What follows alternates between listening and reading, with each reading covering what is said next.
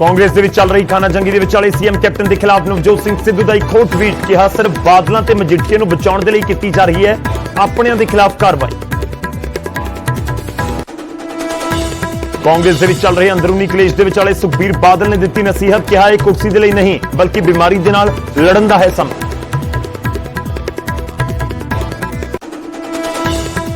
Aam Aadmi party ਨੇ ਪੰਜਾਬ ਸਰਕਾਰ ਤੋਂ ਕੀਤੀ ਮੰਗ, ਦਿੱਲੀ ਦੀ ਤਰਜ਼ ਤੇ ਕਰੋਨਾ ਮ੍ਰਿਤਕਾਂ ਦੇ ਪਰਿਵਾਰਾਂ ਨੂੰ ਦਿੱਤਾ ਜਾਵੇ ਮੁਆਵਜ਼ਾ। ਪ੍ਰਤਾਪ ਬਾਜਵਾ ਨੇ ਵੀ ਕੀਤੀ ਸੀ 1 ਲੱਖ ਰੁਪਏ ਦੇ ਮੁਆਵਜ਼ੇ ਦੀ ਮੰਗ। ਮੋਗਾ ਚ ਸਿਹਤ ਵਿਭਾਗ ਦਾ ਨਵਾਂ ਫੈਸਲਾ, ਵੈਕਸੀਨ ਲਗਵਾਉਣ ਤੋਂ ਪਹਿਲਾਂ ਕਰਵਾਉਣਾ ਹੋਵੇਗਾ ਕਰੋਨਾ ਟੈਸਟ, ਨੈਗੇਟਿਵ ਰਿਪੋਰਟ ਆਉਣ ਤੇ ਹੀ ਲੱਗੇਗੀ ਕਰੋਨਾ ਵੈਕਸੀਨ ਦੀ ਡੋਜ਼। ਅੰਮ੍ਰਿਤਸਰ ਦੇ ਵਿੱਚ ਰਾਧਾ ਸੁਆਮੀ ਡੇਰੇ ਨੂੰ ਬਣਾਇਆ ਗਿਆ ਵੈਕਸੀਨੇਸ਼ਨ ਸੈਂਟਰ, ਹੁਣ ਸਿਵਲ ਹਸਪਤਾਲ ਦੀ ਥਾਂ ਡੇਰੇ ਦੇ ਵਿੱਚ ਲੱਗ ਰਹੀ ਹੈ ਕਰੋਨਾ ਵੈਕਸੀਨ ਦੀ ਡੋਜ਼।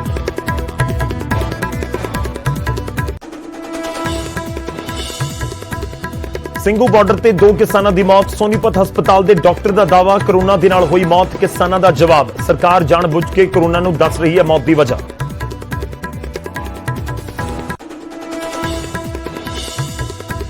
ਪਟਿਆਲਾ ਦੇ ਵਿੱਚ ਮਿਲੇ ਬਲੈਕ ਫੰਗਸ ਦੇ 3 ਮਰੀਜ਼, ਰਜਿੰਦਰਾ ਹਸਪਤਾਲ ਦੇ ਮੈਡੀਕਲ ਸੁਪਰਡੈਂਟ ਨੇ ਕੀਤੀ ਪੁਸ਼ਟੀ 7 ਤੋਂ 8 ਸ਼ੱਕੀ ਕੇਸ।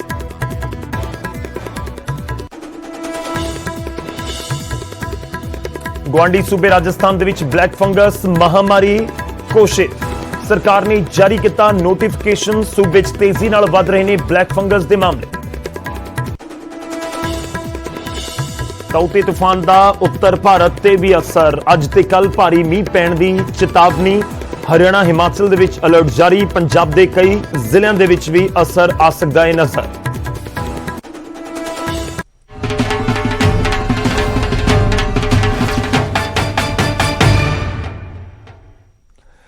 ਸਤਿ ਸ੍ਰੀ ਅਕਾਲ, ਸਵਾਗਤ ਹੈ, ਗੌਰਵ ਸ਼ੁਕਲਾ ਮੈਂ ਹਾਂ ਤੁਹਾਡੇ ਨਾਲ। ਬੁਲੇਟਿਨ ਦਾ ਆਗਾਜ਼ ਕਰਨ ਜਾ ਰਹੇ ਹਾਂ। ਸਭ ਤੋਂ ਪਹਿਲਾਂ ਗੱਲ ਨਵਜੋਤ ਸਿੰਘ ਸਿੱਧੂ ਦੀ।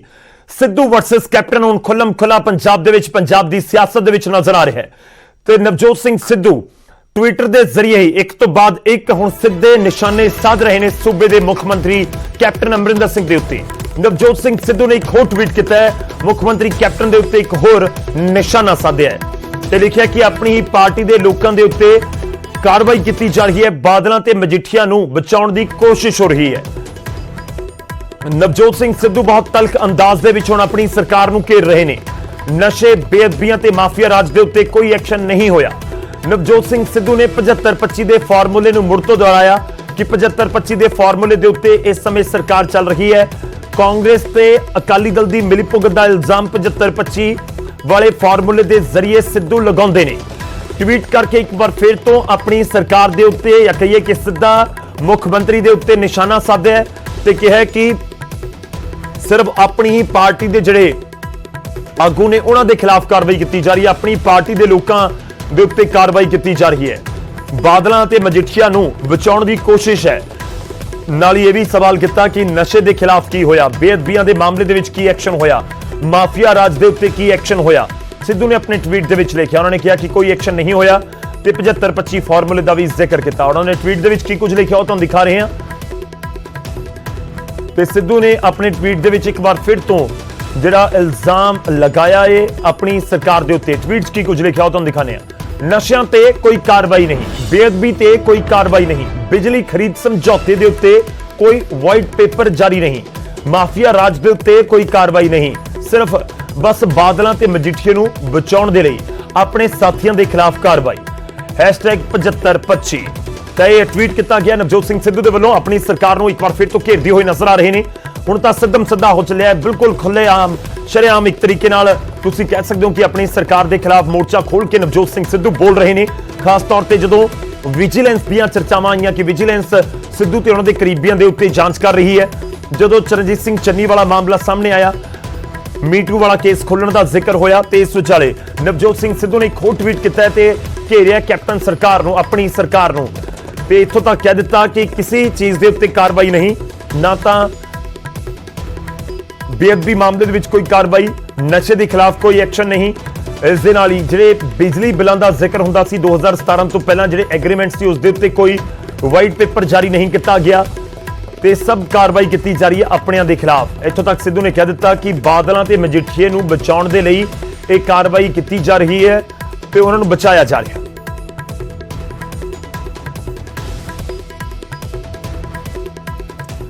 उधर कांग्रेस के क्लेश के विचाले सुखबीर बादल भी हमला कर रहे हैं, कांग्रेस को घेर रहे हैं। सुखबीर बादल ने कांग्रेस को डुबदा जहाज करार दे दिता। उन्होंने कहा कि जहाज डुबदा है तो चूहे भजते हैं। मुश्किल समय के विच कांग्रेस कुर्सी की लड़ाई लड़ रही है तो सुखबीर सिंह बादल ने डुबदे जहाज के बहाने जिथे कांग्रेस को कैप्टन धड़े निशाने ते लिया तो उत्थे विरोधियों को भी जो कैप्टन के सामने इस समय धड़ा खड़ा होंदा होया नजर आ रहा उन्होंने भी निशाने उत्ते लिया ते नाल ही यह भी नसीहत दी कि यह समा कोई कुर्सी के लिए लड़ाई का नहीं है, ऑक्सीजन के लिए लड़न का समा है। सूबे दे विच कोरोना नूं लैके जो हालात बन रहे हैं उन्हां दे नाल लड़न का समा है, लोकां दे नाल खड़न का समा है। खैर सियासत इस समय खूब हुंदी हुई पंजाब दे विच नजर आ रही है ते सुखबीर बादल कांग्रेस के खिलाफ मोर्चा खोलते नजर आ रहे हैं कांग्रेस की अंदरूनी खाना जंगी नूं लैके। मैं कांग्रेस लीडरशिप को बेनती करता आ समा लड़न का नहीं, कुर्सी की लड़ाई नहीं, ऑक्सीजन की लड़ाई लड़ो, हॉस्पिटल की बेड की लड़ाई लड़ो, दवाइयां दिवाउण की लड़ाई लड़ो। आ सारे कुर्सी की लड़ाई तो लगी है, इन्हां दे पैरां थल्लों जमीन खिसक गई है। तुहानूं सारिआं नूं पता हुंदा है एक कहावत है जदों जहाज डुबदा है सारे चूहे छाला मारन लग जांदे हैं। तो कोरोना के इस काल दे विच कांग्रेस का अंदरूनी क्लेश खूब चर्चा दे विच ते विरोधी उसके उत्ते निशाने भी साध रहे हैं। हुण अगे वधदे हां ते देखांगे फटाफट अंदाज दे विच खबरां।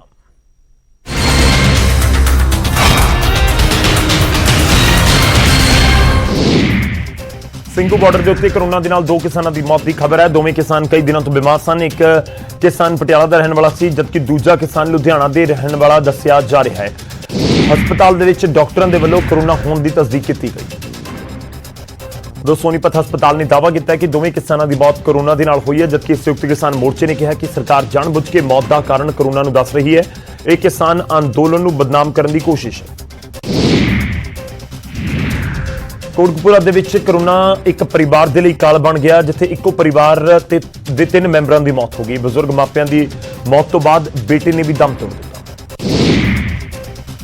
हिसार दे विच बैड ना मिलने के नाल एक कोरोना वॉरियर्स की मौत हो गई।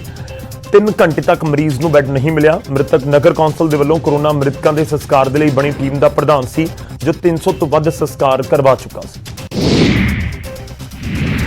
ਬੱਚਿਆਂ ਤੇ ਵੈਕਸੀਨ ਦੇ ਟ੍ਰਾਇਲ ਨੂੰ ਦਿੱਲੀ ਹਾਈ ਕੋਰਟ ਦੇ ਵਿੱਚ ਚੁਣੌਤੀ ਦਿੱਤੀ ਗਈ ਹੈ। ਹਾਈ ਕੋਰਟ ਨੇ ਵੈਕਸੀਨੇਸ਼ਨ ਦੇ ਟ੍ਰਾਇਲ ਤੇ ਰੋਕ ਲਗਾਉਣ ਤੋਂ ਇਨਕਾਰ ਕਰ ਦਿੱਤਾ ਹੈ ਤੇ ਨਾਲ ਹੀ ਕੇਂਦਰ ਸਰਕਾਰ ਨੂੰ ਨੋਟਿਸ ਜਾਰੀ ਕਰਕੇ ਇਸ ਪੂਰੇ ਮਾਮਲੇ 'ਚ ਜਵਾਬ ਮੰਗਿਆ ਹੈ। कोरोना के वध रहे मामलों से सुखबीर बादल ने मुख्यमंत्री कैप्टन के निशाने साधे। उन्होंने कहा कि सूबे च वधिया सेहत सहूलतों की जरूरत है, ठिकरी पहरे लगाने के नाल कुछ नहीं होना तो मुख्यमंत्री घरों निकल के हालात संभाल। कांग्रेस के विचाले चल रहे कलेश से भी सुखबीर ने शब्दी वार किया। उन्होंने कांग्रेस को डुबदा जहाज करार दिता ते कहा कि मुश्किल समय के कांग्रेस कुर्सी की लड़ाई लड़ रही है। आम आदमी पार्टी ने पंजाब दे विच कोरोना मृतकों के परिवारों के लिए मुआवजे की मांग की है। कहा कि पंजाब सरकार दिल्ली की तर्ज से कोरोना मृतकों के परिवारों को मुआवजा देवे। दिल्ली सरकार ने मृतकों के परिवारों को 50,000 रुपए देने का ऐलान किया है। राहुल गांधी ने कोरोना के नाल हो रही मौतों को लैके शब्दी वार किए। उन्होंने कहा कि एक पासे वैक्सीन की घाट है तो दूजे पासे मौतां वध रही ने। केंद्र की नीति लोगों का ध्यान भटकाउण वाली है। मोगा सेहत विभाग ने कहा कि वैक्सीन लगवाउण आए लोगों का पहला कोरोना टैसट होगा, नैगेटिव रिपोर्ट आने के उत्ते ही वैक्सीन लगाई जाएगी। अमृतसर की माल रोड से स्थित राधा स्वामी डेयरी नूं वैक्सीन केंद्र बना दिता गया है। हुण सिविल हस्पताल की थां डेयरी दे विच कोरोना रोकू टीके लगवाए जा रहे हैं। मुक्तसर साहब के पिंड भुंदड़ दे विच राजा वड़िंग ने लोगों को कोरोना बारे जागरूक किया। उन्होंने अनाउंसमेंट करके लोगों को चौकसी वरतण की अपील की। वध रहे मामलों कारण इस पिंड को सील किया गया। अमृतसर के गुरु नानक हस्पताल दे विच कोरोना के नाल लड़न दे लई पुख्ता प्रबंध कर लए गए हैं। यह दावा सरकारी मैडिकल कॉलेज के प्रिंसीपल राजीव देवगन के वल्लों किया गया। एक पासे सरकार के वल्लों पिंडां दे विच वैक्सीनेशन की मुहिम चलाई जा रही है पर दूजे पासे लुधियाना के नेड़े चूहड़पुर पिंड दे विच ना किसी की वैक्सीनेशन हुई ते ना ही किसी का कोरोना टैसट होया। पिंड दे विच कोई डिस्पेंसरी ना होने नाल लोकां नूं भारी परेशानी का सामना करना पै रहा है। ਰੋਪੜ ਦੇ ਆਲਮਪੁਰ ਪਿੰਡ ਦੇ ਵਿੱਚ ਲੋਕਾਂ ਨੇ ਕੋਰੋਨਾ ਦੇ ਖਿਲਾਫ ਠਿਕਰੀ ਪਹਿਰੇ ਲਗਾਏ ਤੇ ਪਿੰਡ ਦੇ ਵਿੱਚ ਆਉਣ ਜਾਣ ਵਾਲੇ ਹਰ ਸ਼ਖਸ ਤੋਂ ਪੁੱਛਗਿੱਛ ਕੀਤੀ ਹੈ। ਮੁੱਖ ਮੰਤਰੀ ਨੇ ਠਿਕਰੀ ਪਹਿਰੇ ਲਗਵਾਉਣ ਦੀ ਅਪੀਲ ਵੀ ਕੀਤੀ।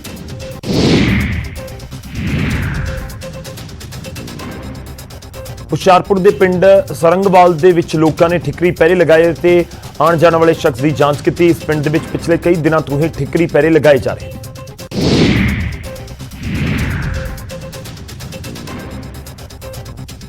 ਜੰਡਿਆਲਾ ਦੇ ਬੰਡਾਲਾ ਪਿੰਡ ਦੇ ਵਿੱਚ ਲੋਕਾਂ ਨੇ ਮੁੱਖ ਮੰਤਰੀ ਦੇ ਨਿਰਦੇਸ਼ ਨਕਾਰ ਦਿੱਤੇ। ਪਿੰਡ ਦੇ ਲੋਕ ਠਿਕਰੀ ਪਹਿਰਾ ਨਹੀਂ ਲਗਾਉਂਦੇ। ਕਾਂਗਰਸ ਵਿਧਾਇਕ ਸੁਖਵਿੰਦਰ ਡੈਨੀ ਦਾ ਇਹ ਪਿੰਡ ਹੈ। ਪਿੰਡ ਵਾਸੀਆਂ ਨੇ ਸਰਕਾਰ ਤੇ ਆਪਣੀ ਨਾਕਾਮੀ ਲੁਕਾਉਣ ਦੇ ਇਲਜ਼ਾਮ ਲਗਾਏ। ਮੋਗਾ ਦੇ ਪਿੰਡ ਸਾਫੋਵਾਲਾ ਦੇ ਵਿੱਚ ਲੋਕ ਹਸਪਤਾਲ ਜਾਣ ਤੋਂ ਡਰ ਰਹੇ ਨੇ। ਖਾਂਸੀ ਜ਼ੁਕਾਮ ਹੋਣ ਤੇ ਲੋਕ ਖੁਦ ਹੀ ਇਲਾਜ ਕਰ ਰਹੇ ਨੇ। ਪਿੰਡ ਦੇ ਵਿੱਚ 100% ਟੀਕਾਕਰਨ ਹੋ ਚੁੱਕਾ ਹੈ। ਹਾਂਸੀ ਦੇ ਵਿੱਚ ਕਿਸਾਨਾਂ ਨੇ ਜੇਜੇਪੀ ਵਿਧਾਇਕ ਜੋਗੀਰਾਮ ਸਿਹਾਗ ਦਾ ਵਿਰੋਧ ਕੀਤਾ। ਕਿਸਾਨਾਂ ਨੇ ਉਹਨਾਂ ਦਾ ਘਿਰਾਓ ਕਰਕੇ ਜ਼ਬਰਦਸਤ ਨਾਅਰੇਬਾਜ਼ੀ ਕੀਤੀ। ਜੋਗੀਰਾਮ ਹਿਸਾਰ ਤੋਂ ਦਿੱਲੀ ਜਾ ਰਹੇ ਸਨ।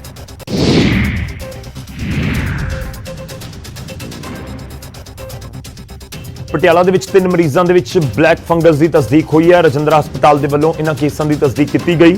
ਮੈਡੀਕਲ ਸੁਪਰਡੈਂਟ ਦੇ ਮੁਤਾਬਿਕ ਹਸਪਤਾਲ ਦੇ ਵਿੱਚ ਬਲੈਕ ਫੰਗਸ ਦੇ 7 ਤੋਂ 8 ਸ਼ੱਕੀ ਮਰੀਜ਼ ਮੌਜੂਦ ਨੇ। ਹਰਿਆਣਾ ਦੇ ਵਿੱਚ ਵੀ ਬਲੈਕ ਫੰਗਸ ਦੇ ਮਾਮਲੇ ਤੇਜ਼ੀ ਨਾਲ ਵੱਧ ਰਹੇ ਨੇ। ਗੁਰੂਗ੍ਰਾਮ ਦੇ ਵਿੱਚ 70 ਤੋਂ ਵੱਧ ਮਾਮਲੇ ਸਾਹਮਣੇ ਆਏ ਨੇ। ਡਾਕਟਰਾਂ ਨੇ ਕੈਂਸਰ ਦੇ ਮਰੀਜ਼ਾਂ ਨੂੰ ਜ਼ਿਆਦਾ ਚੌਕਸੀ ਵਰਤਣ ਦੀ ਜ਼ਰੂਰਤ ਉੱਤੇ ਜ਼ੋਰ ਦਿੱਤਾ।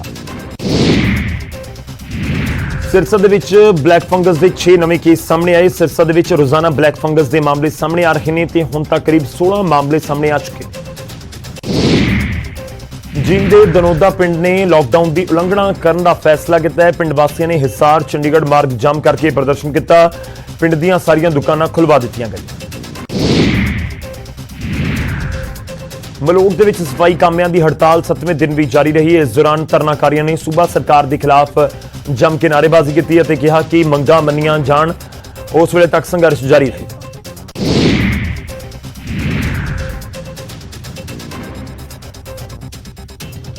ਫਰੀਦਕੋਟ ਦੇ ਵਿੱਚ ਬੰਦ ਪਈ ਸ਼ੂਗਰ ਮਿਲ ਦੀ ਜ਼ਮੀਨ ਤੇ ਦਰਖਤਾਂ ਦੀ ਕਟਾਈ ਦਾ ਲੋਕਾਂ ਨੇ ਵਿਰੋਧ ਕੀਤਾ ਹੈ। ਵਾਤਾਵਰਣ ਪ੍ਰੇਮੀਆਂ ਤੇ ਆਮ ਆਦਮੀ ਪਾਰਟੀ ਦੇ ਵਰਕਰਾਂ ਨੇ ਧਰਨਾ ਲਗਾਇਆ, ਜਿਸ ਤੋਂ ਬਾਅਦ ਦਰਖਤਾਂ ਦੀ ਕਟਾਈ ਨਹੀਂ ਕੀਤੀ ਜਾ ਰਹੀ।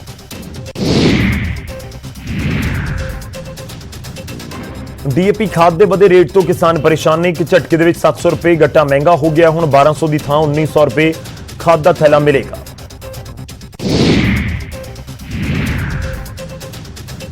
ਮੋਹਾਲੀ ਜ਼ਿਲ੍ਹੇ ਦੇ ਨਿੱਜੀ ਹਸਪਤਾਲਾਂ ਤੇ ਸਖਤੀ ਕੀਤੀ ਗਈ ਹੈ। ਐਸਆਈਟੀ ਦੇ ਡੀਐਸਪੀ ਅਮਰੋਜ਼ ਸਿੰਘ ਨੇ ਕਿਹਾ ਕਿ ਕੁਝ ਹਸਪਤਾਲ ਮੋਟਾ ਪੈਸਾ ਵਸੂਲ ਰਹੇ ਨੇ। ਇਹ ਹਸਪਤਾਲ 3 ਦਿਨ ਦੇ ਲਈ 8 ਤੋਂ 10 ਲੱਖ ਰੁਪਏ ਲੈ ਰਹੇ ਨੇ।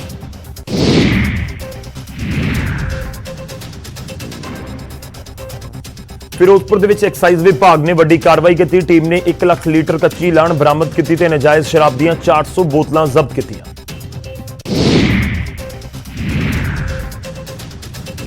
ਪਠਾਨਕੋਟ ਦੇ ਰਿਲਾਇੰਸ ਪੰਪ ਨੇ ਜ਼ਿਲ੍ਹੇ ਦੀਆਂ ਐਂਬੂਲੈਂਸਾਂ ਨੂੰ ਮੁਫਤ ਤੇਲ ਦੇਣ ਦਾ ਫੈਸਲਾ ਕੀਤਾ ਹੈ। ਜ਼ਿਲ੍ਹੇ ਦੀਆਂ 33 ਸਰਕਾਰੀ ਐਂਬੂਲੈਂਸਾਂ ਨੂੰ ਰੋਜ਼ਾਨਾ 50-50 ਲੀਟਰ ਤੇਲ ਮੁਫਤ ਦੇ ਵਿੱਚ ਦਿੱਤਾ ਜਾਵੇਗਾ।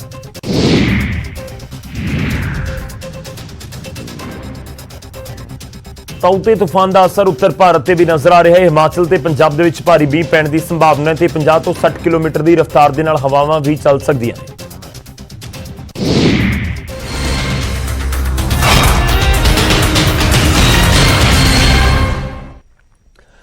ਹੁਣ ਅੱਗੇ ਵਧਦੇ ਹਾਂ ਤੇ ਗੱਲ ਵੈਕਸੀਨੇਸ਼ਨ ਦੀ। ਵੈਕਸੀਨੇਸ਼ਨ ਨੂੰ ਲੈ ਕੇ ਨਵੇਂ ਨਿਰਦੇਸ਼ ਜਾਰੀ ਕੀਤੇ ਗਏ ਨੇ। ਸਿਹਤ ਮੰਤਰਾਲੇ ਨੇ ਨਵੀਆਂ ਗਾਈਡਲਾਈਨਸ ਜਾਰੀ ਕੀਤੀਆਂ ਨੇ। ਵੈਕਸੀਨੇਸ਼ਨ ਤੋਂ ਪਹਿਲਾਂ ਰੈਪਿਡ ਟੈਸਟ ਨਹੀਂ ਹੋਵੇਗਾ। ਵੱਡੀ ਖਬਰ ਹੈ ਇਸ ਸਮੇਂ ਦੀ। ਕੋਰੋਨਾ ਮਰੀਜ਼ ਦੇ ਠੀਕ ਹੋਣ ਤੋਂ 3 ਮਹੀਨੇ ਬਾਅਦ ਟੀਕਾ ਲੱਗੇਗਾ। ਬੱਚੇ ਨੂੰ ਦੁੱਧ ਪਿਲਾਉਣ ਵਾਲੀਆਂ ਮਾਵਾਂ ਵੀ ਹੁਣ ਕੋਰੋਨਾ ਰੋਕੂ ਟੀਕਾ ਲਗਵਾ ਸਕਦੀਆਂ ਨੇ। ਸਿਹਤ ਮੰਤਰਾਲੇ ਦੇ ਵੱਲੋਂ ਮਾਹਰਾਂ ਦੀ ਸਿਫਾਰਿਸ਼ ਨੂੰ ਮਨਜ਼ੂਰੀ ਦੇ ਦਿੱਤੀ ਗਈ ਹੈ। ਕੋਵਿਡ-19 ਦੀ ਵੈਕਸੀਨ ਦੇ ਲਈ ਬਣਾਏ ਗਏ ਦ ਨੈਸ਼ਨਲ ਐਕਸਪਰਟ ਗਰੁੱਪ ਨੇ ਸਿਫਾਰਿਸ਼ ਕੀਤੀ ਹੈ। ਗਰੁੱਪ ਦਾ ਪੂਰਾ ਨਾਮ the national expert group on vaccine administration for ਕੋਵਿਡ-19 ਹੈ। ਮੋਗਾ ਤੋਂ ਖਬਰ ਆਈ ਸੀਗੀ ਜਿੱਥੇ ਵੈਕਸੀਨ ਤੋਂ ਪਹਿਲਾਂ ਕੋਰੋਨਾ ਟੈਸਟ ਕਰਵਾਏ ਜਾ ਰਹੇ ਸੀ, ਪਰ ਹੁਣ ਕੇਂਦਰੀ ਸਿਹਤ ਮੰਤਰਾਲੇ ਦੇ ਵੱਲੋਂ ਕਲੀਅਰ ਕਰ ਦਿੱਤਾ ਗਿਆ ਕਿ ਵੈਕਸੀਨ ਦੇ ਲਈ ਕੋਰੋਨਾ ਟੈਸਟ ਨੈਗੇਟਿਵ ਹੋਣ ਦੀ ਜ਼ਰੂਰਤ ਨਹੀਂ ਹੈ। ਯਾਨੀ ਕਿ ਮੋਗਾ ਦੇ ਵਿੱਚ ਜਿਹੜੇ ਲੋਕਾਂ ਦੇ ਟੈਸਟ ਹੋ ਰਹੇ ਸੀ ਹੁਣ ਮੋਗਾ ਐਡਮਿਨਿਸਟ੍ਰੇਸ਼ਨ ਨਹੀਂ ਕਰ ਸਕੇਗਾ। ਕੇਂਦਰੀ ਸਿਹਤ ਮੰਤਰਾਲੇ ਦੇ ਵੱਲੋਂ ਇਹ ਨਵੀਆਂ ਗਾਈਡਲਾਈਨਸ ਜਾਰੀ ਕਰ ਦਿੱਤੀਆਂ ਗਈਆਂ ਨੇ। ਇਸ ਦੇ ਨਾਲ ਹੀ ਬਹੁਤ ਸਾਰੇ ਜਿਹੜੀਆਂ ਮਹਿਲਾਵਾਂ ਨੇ ਉਹ ਇਹ ਜਾਣਨਾ ਚਾਹੁੰਦੀਆਂ ਨੇ ਕਿ ਉਹ ਲਗਵਾ ਸਕਦੀਆਂ ਨੇ ਜਾਂ ਨਹੀਂ ਕੋਰੋਨਾ ਰੋਕੂ ਟੀਕਾ। ਤਾਂ ਜਿਨ੍ਹਾਂ ਨੇ ਥੋੜੀ ਦੇਰ ਪਹਿਲਾਂ ਹੀ ਬੱਚੇ ਨੂੰ ਜਨਮ ਦਿੱਤਾ ਹੈ, ਜੋ ਆਪਣੇ ਬੱਚਿਆਂ ਨੂੰ ਦੁੱਧ ਪਿਲਾਉਂਦੀਆਂ ਨੇ, ਉਹ ਮਾਵਾਂ ਹੁਣ ਲਗਵਾ ਸਕਦੀਆਂ ਨੇ ਕਰੋਨਾ ਰੋਕੂ ਟੀਕਾ। ਇਹ ਕੇਂਦਰੀ ਸਿਹਤ ਮੰਤਰਾਲੇ ਦੇ ਵੱਲੋਂ ਸਿਫਾਰਿਸ਼ਾਂ ਨੇ, ਉਸ ਨੂੰ ਮਨਜ਼ੂਰੀ ਦਿੱਤੀ ਗਈ ਹੈ। ਉਹਨਾਂ ਦੇ ਵੱਲੋਂ ਸਾਫ਼ ਕਰ ਦਿੱਤਾ ਗਿਆ ਕਿ ਹੁਣ ਇਹ ਲੋਕ ਵੀ ਕਰੋਨਾ ਵੈਕਸੀਨ ਲਗਵਾ ਸਕਦੇ ਨੇ।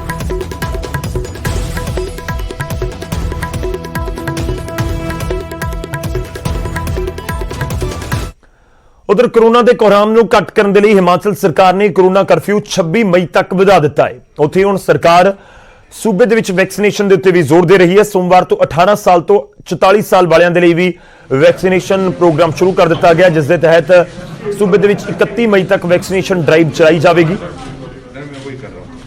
ਜਿਸ ਦੇ ਤਹਿਤ ਹਫ਼ਤੇ ਦੇ ਵਿੱਚ 2 ਵਾਰ ਵੈਕਸੀਨ ਲੱਗੇਗੀ।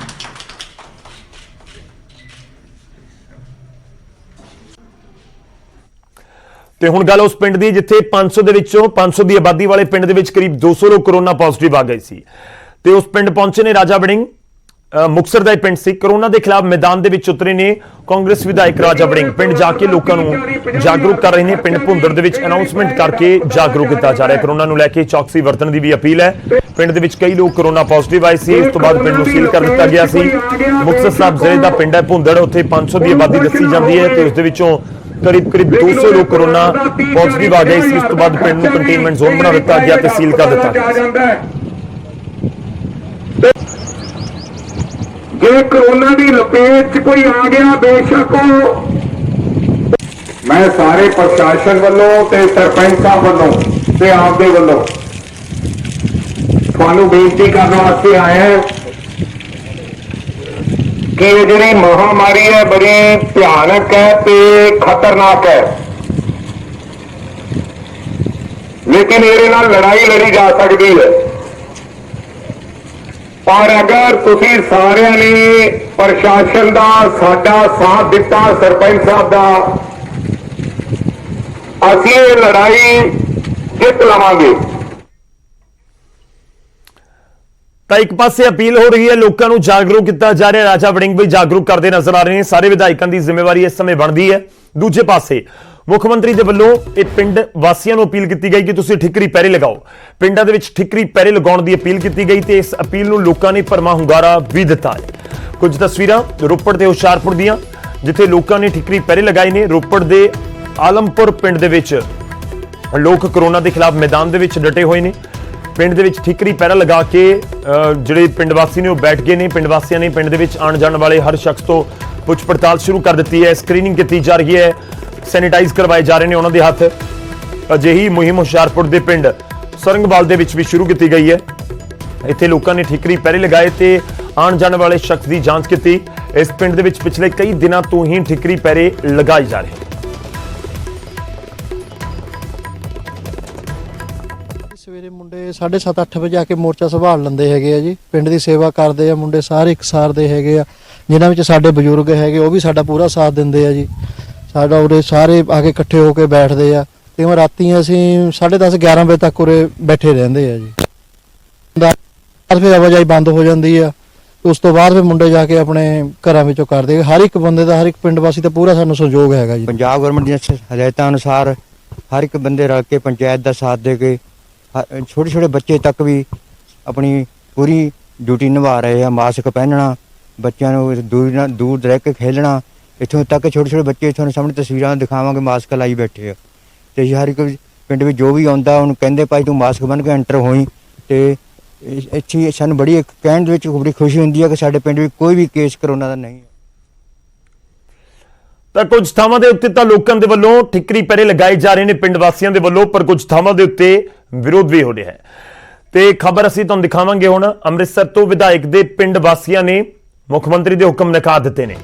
ਪਿੰਡ ਬੰਡਾਲਾ ਦੇ ਵਿੱਚ ਲੋਕ ਠਿਕਰੀ ਪਹਿਰੇ ਨਹੀਂ ਲਗਾਉਣਾ ਚਾਹ ਰਹੇ ਤੇ ਕਾਂਗਰਸ ਵਿਧਾਇਕ ਸੁਖਵਿੰਦਰ ਡੈਨੀ ਦਾ ਇਹ ਪਿੰਡ ਹੈ। ਸਰਕਾਰ ਆਪਣੀਆਂ ਨਾਕਾਮੀਆਂ ਲੁਕਾਉਣ ਦੇ ਵਿੱਚ ਲੱਗੀ ਹੋਈ ਹੈ। ਪਿੰਡ ਵਾਲੇ ਇਲਜ਼ਾਮ ਲਗਾ ਰਹੇ ਨੇ ਤੇ ਉਹਨਾਂ ਨੇ ਕਿਹਾ ਕਿ ਪਿੰਡ ਛੱਡੋ ਸ਼ਹਿਰਾਂ ਦੇ ਵਿੱਚ ਵੀ ਵੈਕਸੀਨ ਨਹੀਂ ਹੈ। ਸਰਕਾਰ ਨੇ ਠਿਕਰੀ ਪਹਿਰੇ ਲਗਾਉਣ ਦੀ ਹਿਦਾਇਤ ਦਿੱਤੀ ਹੈ, ਇੱਕ ਤਰੀਕੇ ਨਾਲ ਅਪੀਲ ਕੀਤੀ ਹੈ ਤੇ ਉਸ ਨੂੰ ਨਕਾਰ ਰਹੇ ਨੇ ਪਿੰਡ ਵਾਸੀ। ਸਾਹਿਬ ਸੁੱਤੇ ਸੱਤੇ ਕਹਿ ਦਿੰਦੇ ਆ ਵੀ ਪਿੰਡਾਂ 'ਚ ਕਰੋਨਾ ਦਾ ਕਹਿਰ ਬਹੁਤ ਜ਼ਿਆਦਾ ਵਾ ਤੇ ਜੋ ਠੀਕਰੀ ਪਹਿਰਾ ਕੀ ਉਹ ਕਰੋਨਾ ਨੂੰ ਰੋਕ ਲਊਗਾ। ਅਸਲ ਦੇ ਵਿੱਚ ਪੰਜਾਬ ਸਰਕਾਰ ਦੀ ਨਾਕਾਮੀ ਆ ਇਹ। ਜੋ ਸਿਹਤ ਸੇਵਾਵਾਂ ਲੋਕਾਂ ਨੂੰ ਚਾਹੀਦੀਆਂ ਉਹ ਪੰਜਾਬ ਸਰਕਾਰ ਲੋਕਾਂ ਨੂੰ ਮੁਹੱਈਆ ਨਹੀਂ ਕਰਵਾ ਸਕੀ। ਇਸ ਤੋਂ ਗਾਂ ਸਾਡੀਆਂ ਸਿਹਤ ਸੇਵਾਵਾਂ ਦਾ ਬਹੁਤ ਮੰਦਾ ਹਾਲ ਆ। ਕਿਤੇ ਹਸਪਤਾਲ ਹੈਗਾ ਉੱਥੇ ਡਾਕਟਰ ਨਹੀਂ ਹੈਗਾ, ਜਿੱਥੇ ਡਾਕਟਰ ਹੈਗਾ ਉੱਥੇ ਬਿਲਡਿੰਗ ਨਹੀਂ ਹੈਗੀ। ਜੋ ਵੀ ਉੱਥੇ ਸਮਾਨ ਸਰਕਾਰ ਨੂੰ ਪ੍ਰੋਵਾਈਡ ਕਰਾਉਣਾ ਚਾਹੀਦਾ, ਸਰਕਾਰਾਂ ਪ੍ਰੋਵਾਈਡ ਨਹੀਂ ਕਰਵਾ ਸਕੀਆਂ। ਤੇ ਲਾਓ ਆਪਣੇ ਕਰੋਨਾ ਮਹਾਮਾਰੀ ਆਏ ਨੂੰ ਅੱਜ ਤੋਂ ਸਾਲ ਦਾ ਵਾਧਾ ਟਾਈਮ ਹੋ ਗਿਆ, ਦੱਸੋ ਇਹਨੂੰ ਰੋਕਣ ਦੇ ਵਾਸਤੇ ਕੀਤਾ ਕੀ ਆ? ਜੀ ਮੌਤਾਂ ਦਾ ਅੰਕੜਾ ਲੋਕਾਂ ਕਰਕੇ ਨਹੀਂ ਸਰਕਾਰ ਕਰਕੇ ਵੱਧ ਰਿਹਾ। ਨਾ ਇਹਨਾਂ ਕੋਲ ਦਵਾਈ ਹੈਗੀ ਆ, ਨਾ ਇਹਨਾਂ ਕੋਲ ਭਾਜੀ ਕੋਈ ਪ੍ਰਬੰਧ ਹੈ। ਆਕਸੀਜਨ ਜਿਹੜੀ ਦੇਖੋ ਕਿੱਡੀ ਸ਼ਰਮ ਦੀ ਗੱਲ ਆ ਵੀ ਸਾਨੂੰ ਬਾਹਰ ਦੇ ਦੇਸ਼ਾਂ ਤੋਂ ਮੰਗਾਉਣੀ ਪਵੇ, ਕਿੱਡੀ ਕੀ ਵੱਡੀ ਚੀਜ਼ ਹੈ।